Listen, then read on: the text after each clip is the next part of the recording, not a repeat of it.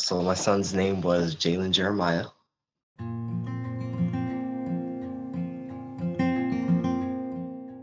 One significant thing about him was he was a spitting image of me, from the eyes to the nose to the mouth. One thing I laughed about to myself was he was very active at 5 months, nothing but jumping around in there kicking. So when he came out, I laughed that his 1.5 foot was the one that was kicking her so hard. It was funny to me. That was funny to me.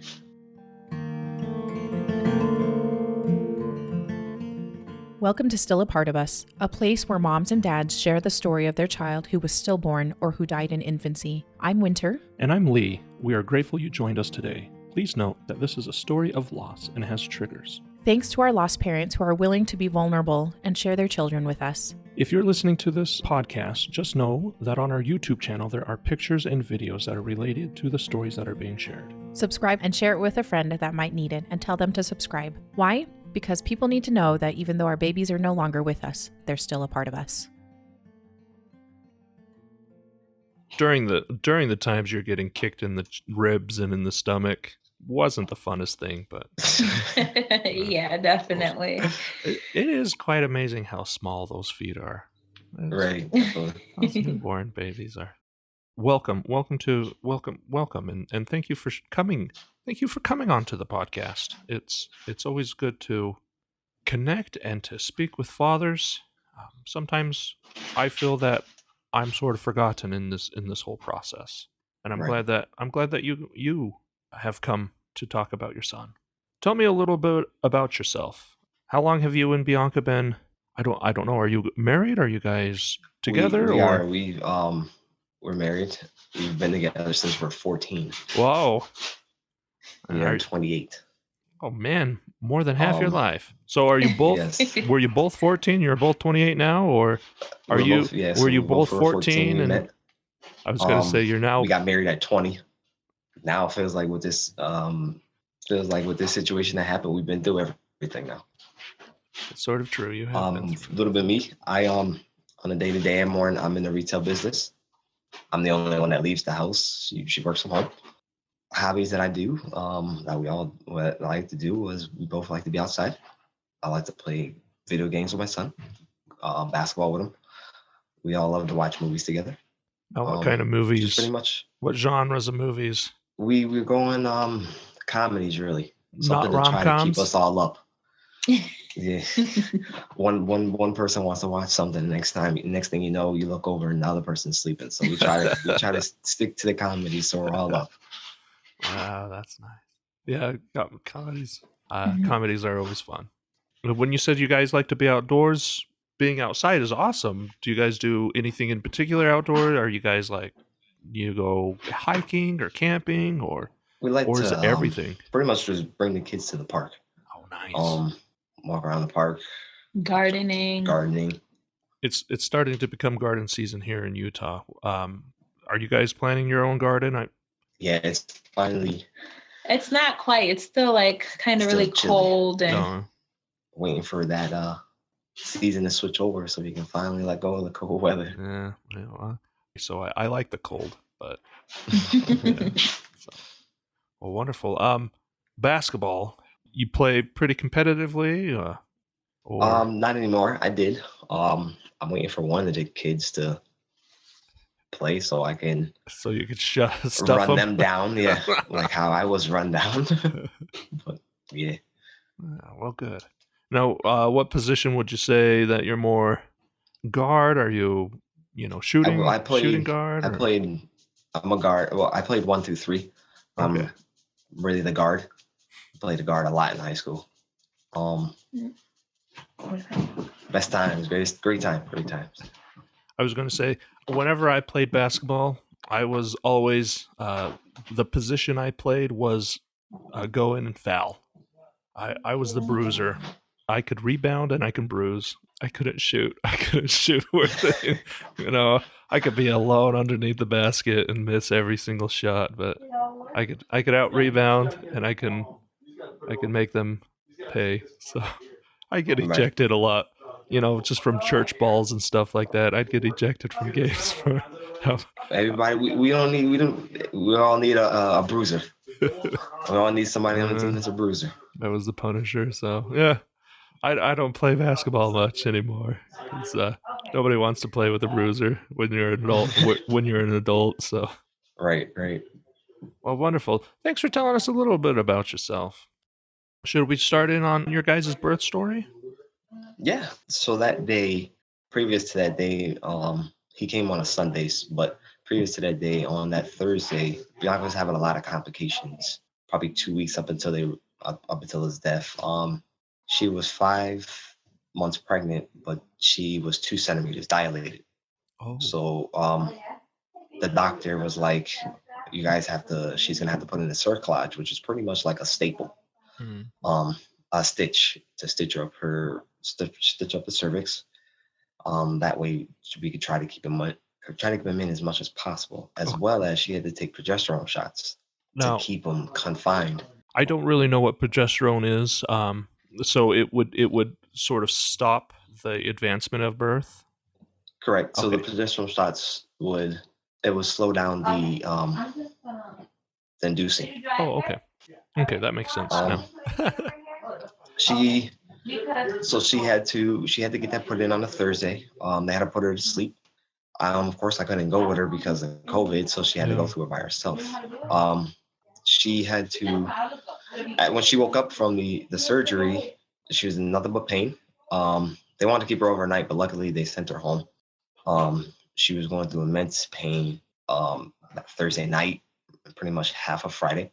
The doctor kept saying, "Just take Tylenol." It's because because she felt a lot of contractions. So the doctor was like, "Just keep taking the Tylenol. You'll get better. You just got to give it some time." So we said, "Okay." Saturday came. She was in immense pain. She couldn't walk. She couldn't talk.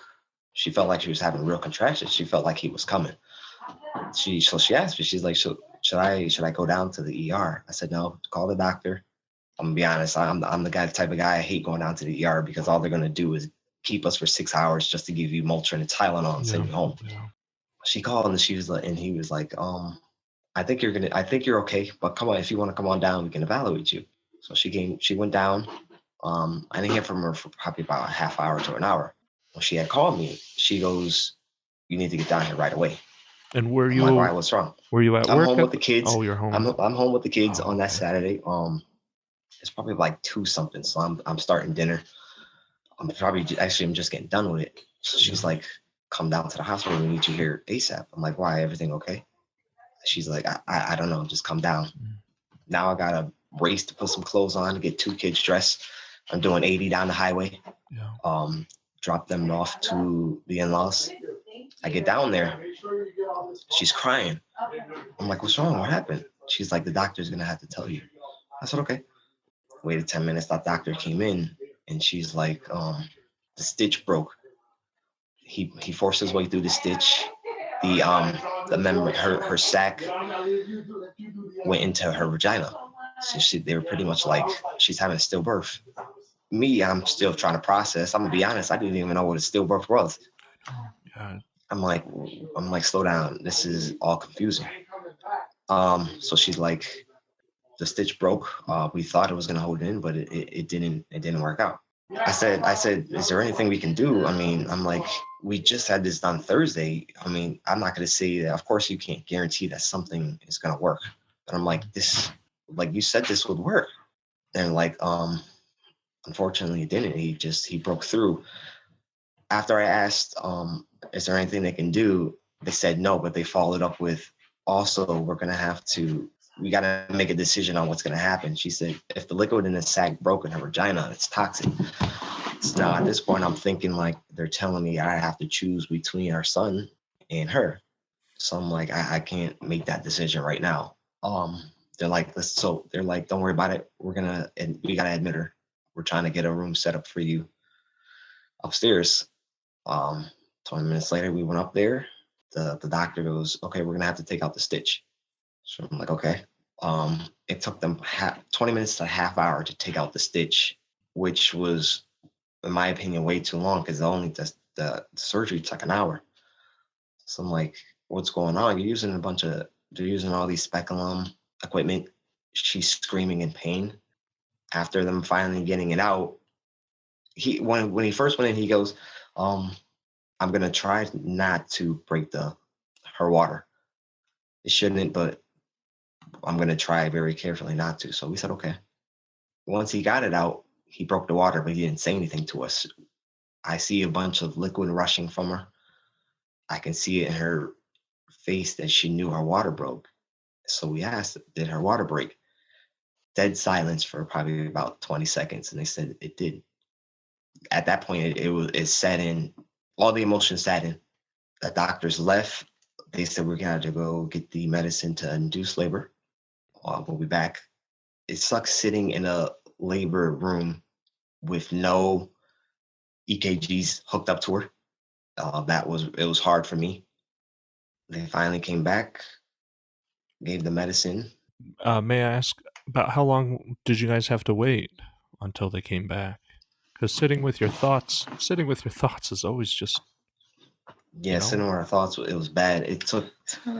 We got there like 4, and then they told us at 4 that we were going to be admitted, and then it took them till about 7 that night. So we're sitting pretty much in a labor room, dead silence. The nurse constantly asking if we need anything, trying to process.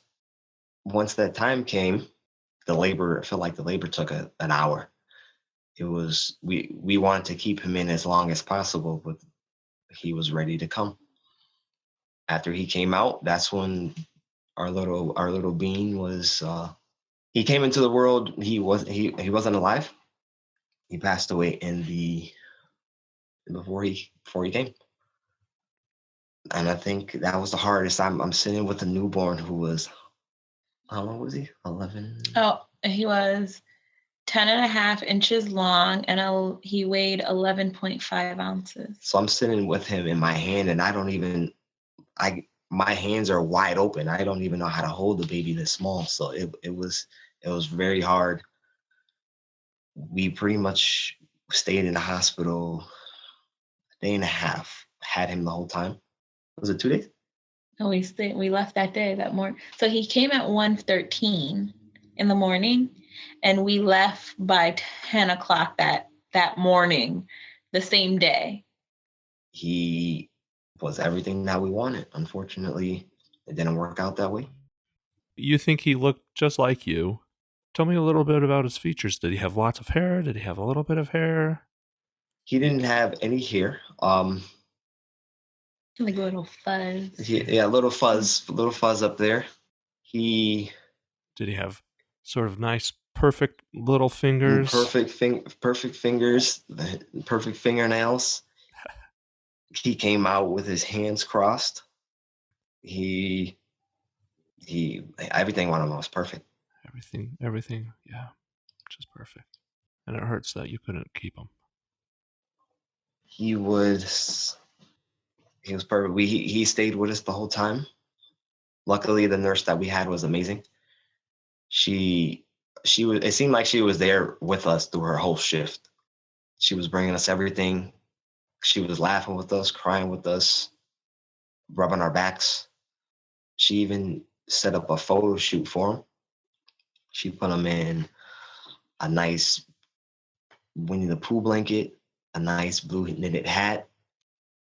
She gave us the certificate of life because since he wasn't born, we couldn't get a birth certificate. So they gave us a certificate of life, which was nice. She signed it. The hardest part of it was leaving him at the hospital. Yeah.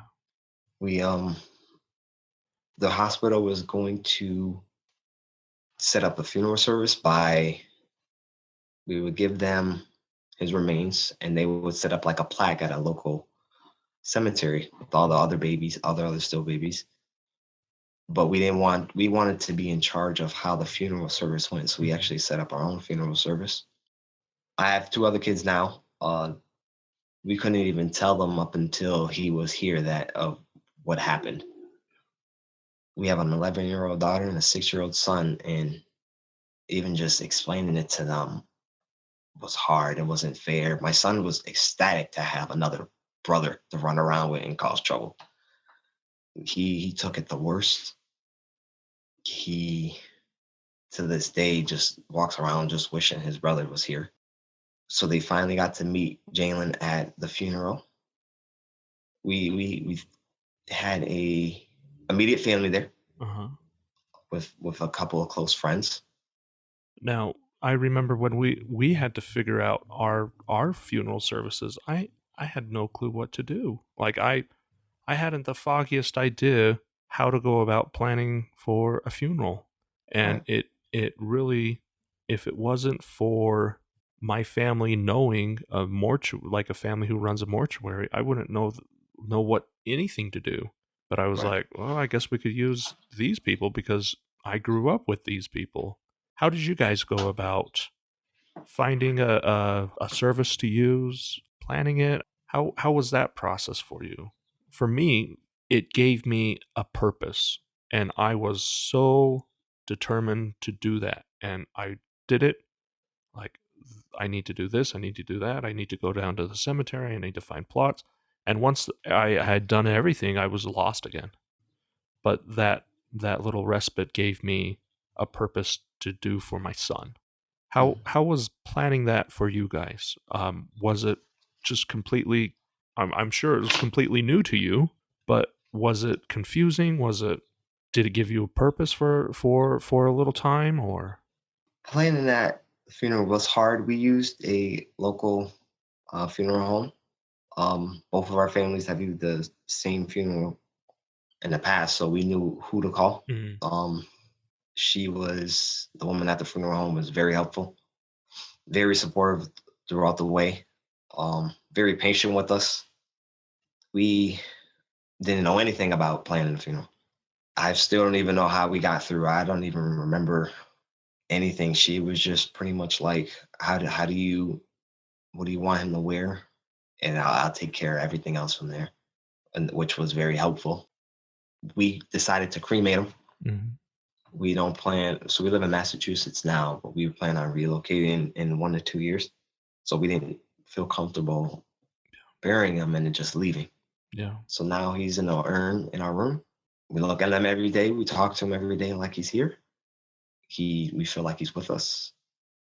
One way we celebrated him after the funeral was we did a balloon release. Oh yeah. Everyone that went to the funeral with us, we bought 24 balloons. Everyone that went with us wrote a little message. She sharpied a message on a balloon and we released it at a park. I think that helped me out a lot. He came on February 1st. Of course, Valentine's Day was right around the corner. So what we did was we wrote a note to him as if he was a long distance relative. It was also hard for us because actually our anniversary was on the 23rd of February. So it seemed like we didn't even want to do anything for that. Yeah. But he was the perfect little man. You're about a month out, a month and a half out, time of recording. How has your recovery been? How have you guys been? It's still so raw, it's still so fresh for you guys. And at the time of recording, we are still in the COVID-19 pandemic, so there's still all those, social distancing, and here in Utah, they're sort of easing up on the, limit the social gatherings to small groups. And you guys mentioned you're in Massachusetts. How have you guys been able to recover? I don't know. Of course, family will always be there for you. But how has your personal recovery been? Michael, how has your wife Bianca's recovery been? How have your other children recovery been? You mentioned that your younger son is just distraught and really missing his brother. But how are they doing? What? So my personal recovery, every day is different. When you feel like, okay, I'm starting to make ground, I'm starting to recover, I'm starting to heal. You get something as small as seeing, like going out to a store, you see a baby in a stroller or a baby crying, and you feel like, and you feel like you're just ready to go. You leave the cart right where it is and going home. Yeah. Bianca's recovery has been worse. After he came, she wouldn't eat for 2 weeks. She wouldn't eat. She was barely drinking. Luckily, she's starting to ease up a little bit. We have a strong support system behind us. They are there for us whenever we need it, whatever time, whatever the request was. Someone would come right over. That's a blessing. That's such a blessing. Yes, huge blessing. The kids' recovery, we all kind of got to mourn together, which is good. Like sometimes a person would want to, or unfortunately, a lot of the mourning came in the middle of the night while everybody's sleeping, with trying to get the kids remote learning up or something crazy. We only got to really relax at night. A lot of mourning came during the morning hour, early morning hours. It was nice for everyone to wake. Everyone would hear like Bianca crying, and we all would wake up and go console her, cry with her. So I think this definitely brought us together, closer together. The kids are slowly, gradually getting better. Of course, they have their days where they're crying or they say, we miss Jalen. But I just try to say that he's still with us. We'll see him. We'll see him again. I was just thinking when you were talking about the morning and at nighttime, because the day you're so occupied with so many other things.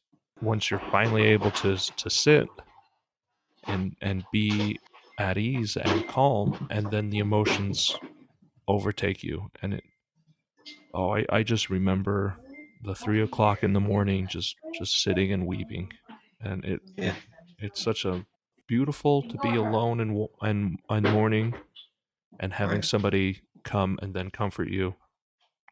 I remember those. Definitely the best feeling. I do remember that. Yeah. Now, Michael, there's a support group that we go to, and they talked about how do you parent a child who has passed away. And Winter and I, we talked about it, and how do we parent our son who's passed away? And we've set up, we have found some ways to parent through service, through stuff like that. And I know this is sort of on the spot question, but have you guys thought about how you are going to parent Jalen? Is there anything that you're like, we would like to, like the balloon release, or when you wrote the note to him? Are there other things that you guys do to quote unquote to parent him? Yeah, so I think we try to include him. So we plan on taking family photos, and we'll bring his urn with us. We'll have a boy balloon. Anytime we're planning on taking we take trips every summer. So we plan on bringing him with us, not just leaving him in the house. Yeah. I think it's just pretty much including him and stuff like that. This is the biggest thing for us. We talk as if he's sitting right next to us all the time. Well, thanks. Thank you. Is there anything else that you would like to tell us about your son Jalen, or how you and Bianca are doing, or anything in particular? Me and Bianca, we are just trying to get through this. We appreciate life differently now.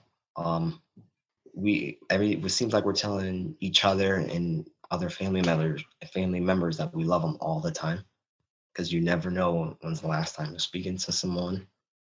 You just never know. So I think this is definitely an eye opener to just be in the moment and appreciate everything. And like you said, you never know. And hearkening back to the very beginning of the interview, you had said you never even had heard of Stillbirth. Right. But now you are so much more willing to show love to those that you love and telling Absolutely. them that you love them. We're actually in a support group too called Empty Arms. They have Zoom meetings all the time. Bianca's in it a lot. I'll sit next to her. I'm not really comfortable yet being in the Zoom call in front of everybody, but I think finding that group of support outside of family, because family just, I know they're there, but after the 2 weeks, when you said it's not like it's dried up, but when that's not there anymore, there's definitely the support group that's there for us that can relate all the time. Any little triggers we can tell them and they said it's okay, it's normal. They're giving us ideas or ways to maneuver conversation when talking about it.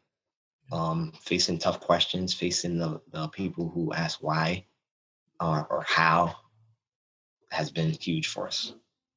It really is amazing how a support group who have gone through what we have gone through and what you have gone through is able to sort of help you navigate, like you said, because people are going to say things in pure innocence that you're just like, oh, that was not something that you should have said, and having that well of knowledge saying, yeah, this is a way that you can address that.